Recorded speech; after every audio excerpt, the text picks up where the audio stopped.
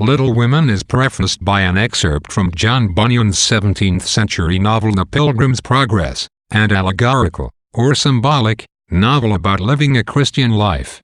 The excerpt concerns the novel's female character, Mercy, not its main male character, Christian, indicating that Alcott's novel will be a guide for young girls.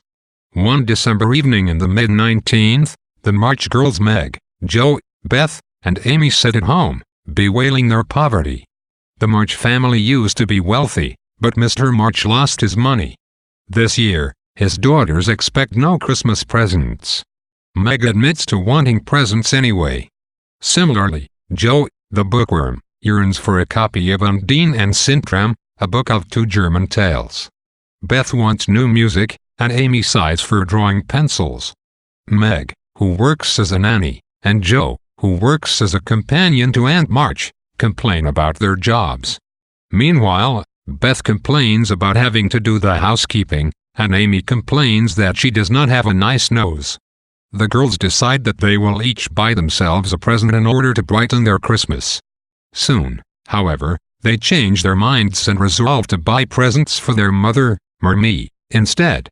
They then discuss Jo's play, The Witch's Curse, which they will perform on Christmas Day. While they talk, Marmee comes home with a letter from Mr. March, who is serving as a Union chaplain in the Civil War. The letter reminds his little women to be good, which makes them feel ashamed of their earlier complaining.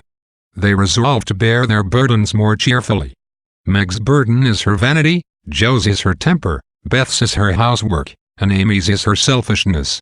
Marmee suggests that the sisters pretend they are playing Pilgrims, a game from the girls' childhood in which they act out scenes from John Bunyan's didactic novel The Pilgrim's Progress.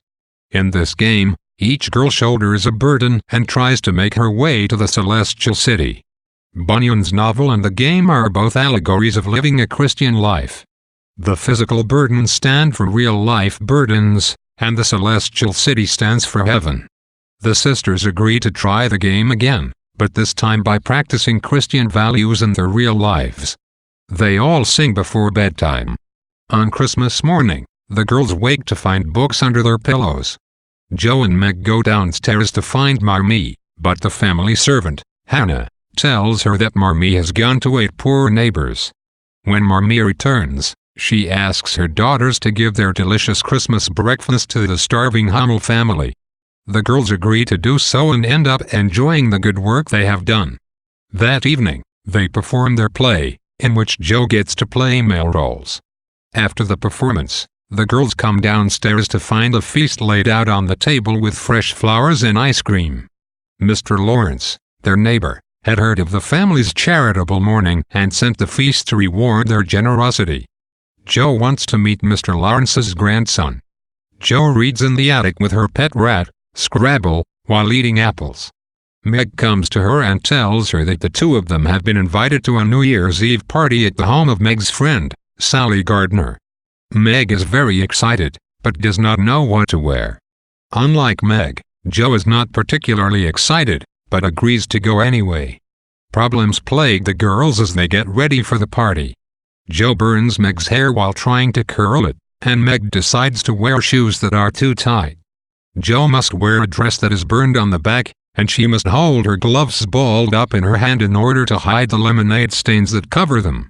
Meg cares a great deal about social etiquette and has formed a code for her blundering sister. Meg tells Jo that she will raise her eyebrows at the party if Jo is doing anything improper, and she will not if Jo is acting ladylike. At the party, Jo hangs back, not knowing anyone. Finally, fearing that a boy is going to ask her to dance, Jo slips behind a curtain. There, she runs into her neighbor, the Lawrence boy, who soon introduces himself as Laurie. The two chat and become very comfortable with each other.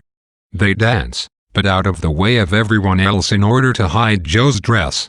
Meg sprains her ankle, and Laurie offers to take her and Jo home in his carriage. When they arrive home, Meg and Jo tell their younger sisters all about the party.